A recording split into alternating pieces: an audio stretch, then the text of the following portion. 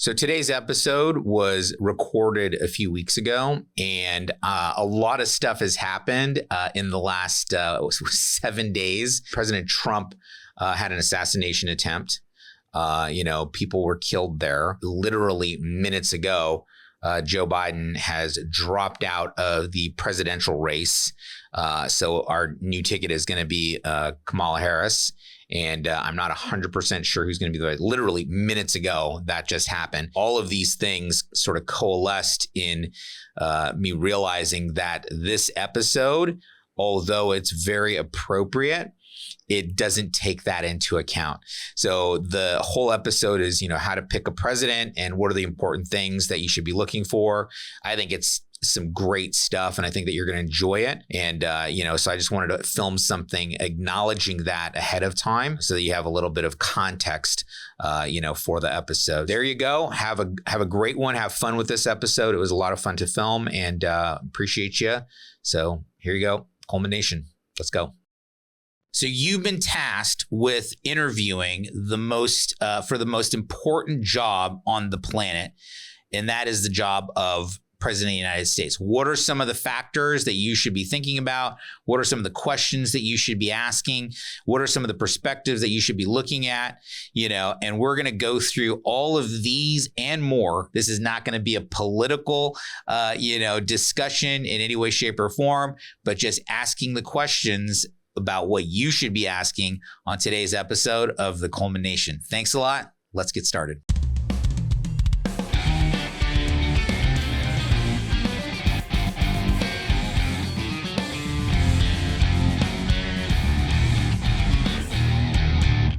I want to talk to you about, just this last couple of election cycles. I've personally never really been hugely into politics. Obviously, from when you're 18 years old and, whatever, you've been around it. It's something that comes up in life. But in the last couple of election cycles, it's been really, really strange. And this is not going to serve as any endorsement of a candidate. This is up to you to decide. But, for me, I had always considered myself to be, somewhat of a socially liberal and fiscally conservative. I'm like, hey, listen, I like people to be able to have their own choices and do the things that they want to be able to do. But then on the other side, I was always kind of like, look, I think that there should be some level of accountability as far as, budgeting and spending, and we should be focusing on solutions. So as you fast forward, what was my approach to politics in the past? I've been voting since, I don't know, I forget who the first person that I voted for, which election it was. But the point is that this last go round of the elections, it was going into 2016. And I'm just going to tell you what my perspective was. I remember I was living in Los Angeles, still in business. I'm working, huge numbers of hours. I'm traveling all over the place. I don't have time to really sit down and evaluate, who's the candidates. I'm heading down to the polling station. Let me look at the book and look up some stuff and, who are these people and, what do they stand for? So I remember 2016 was kind of going through and I was like, this is who we've got, we've got Hillary and we got the Apprentice guy. And I was just sitting there looking at these two choices going, you gotta be kidding me. But my thought was Hillary is a much more qualified person. And so I was certain, like 100% certain that Hillary Clinton was going to win in 2016. There was no doubt in my mind. And I just remember it was there was all this certainty. The media was talking about it. There was no way that, Donald Trump was going to be able to win. And so I pretty much resigned, all right, I guess Hillary's going to be the new president, and that's cool. Because I thought Secretary of State, Senator, former First Lady, these are the things that I understood. And I thought, she'd probably make a pretty good president if for nothing else but the experience alone of just being in and around Capitol Hill and the Oval Office.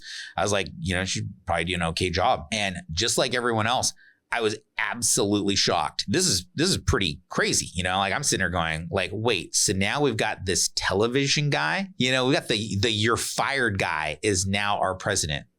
Well, that sounds ridiculous.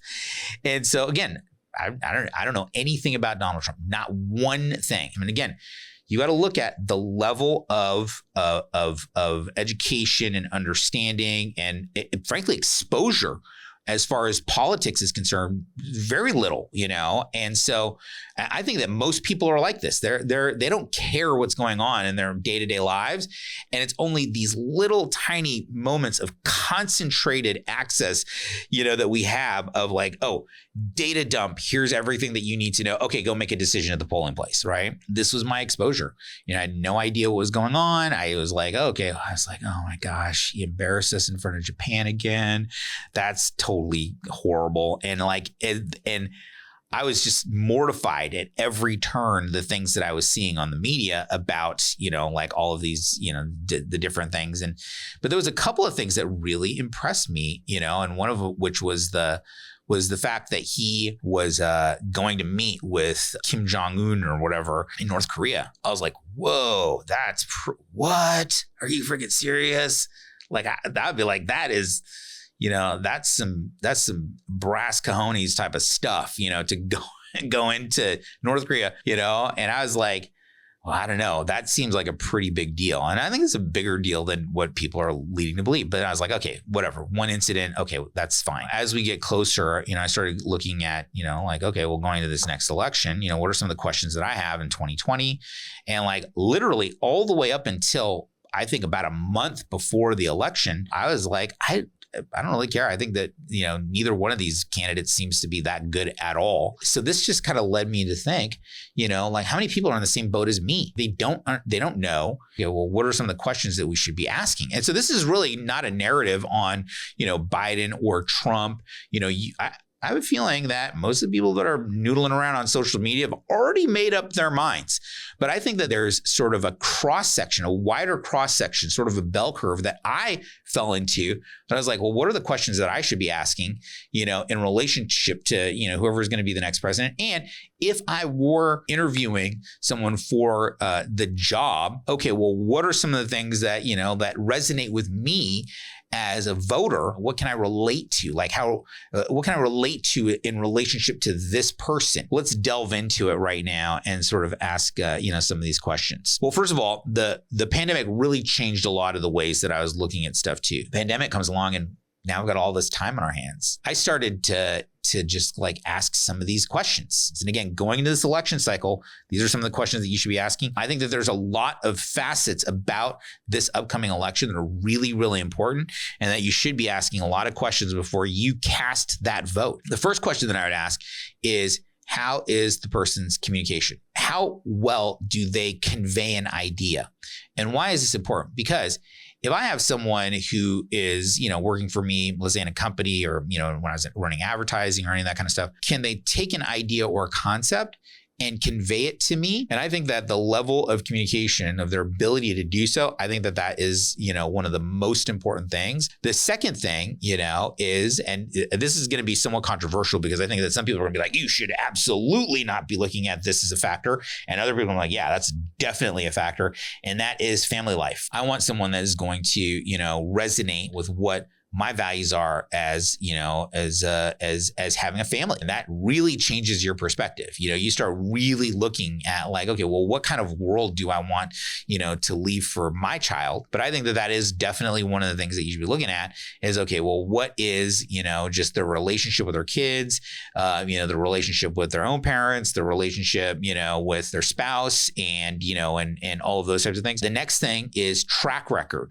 Right? Track record. And what do I mean by track record? I mean, track record of success. Because this is one of the things that I look at when I'm, planning on working with someone is like, what is this person's track record of success?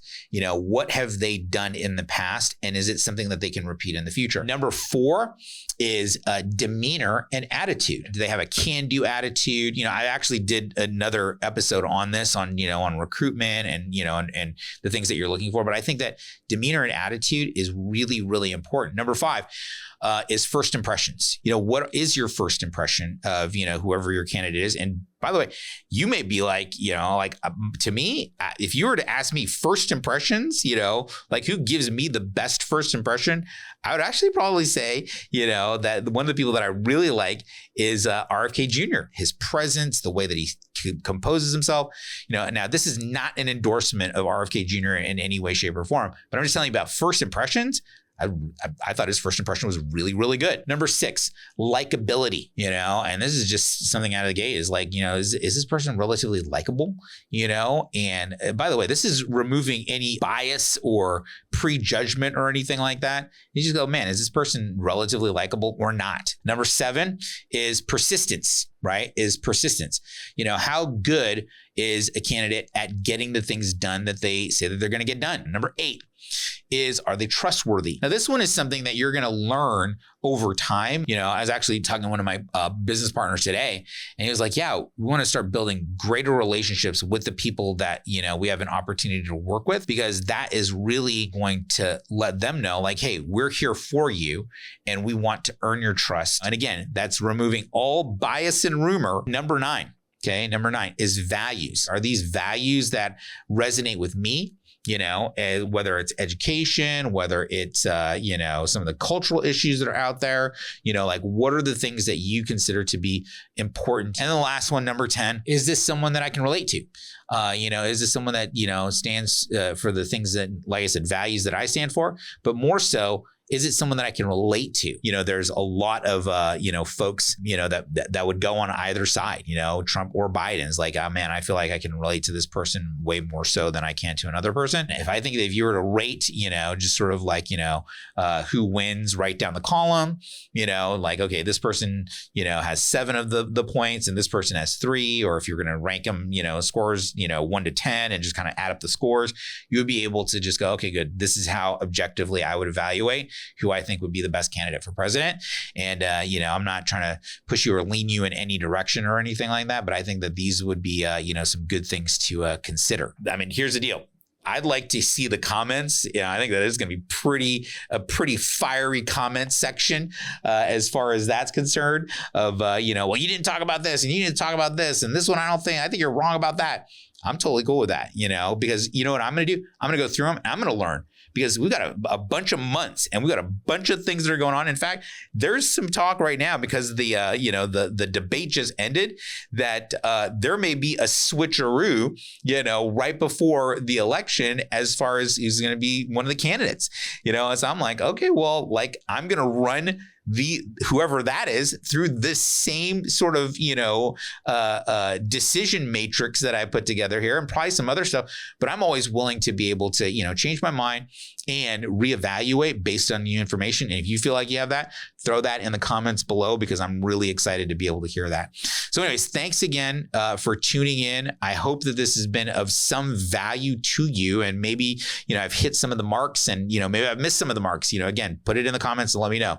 But if this did provide some value and some insight for you, make sure that you like the episode and, subscribe to the channel, and make sure that you turn on notifications so that when the next episode comes out, you can definitely be, one of the first to know. So thanks again for tuning in. We appreciate you. And thanks for being here on the Coleman Nation. We'll see you on the next one. Take care, everybody.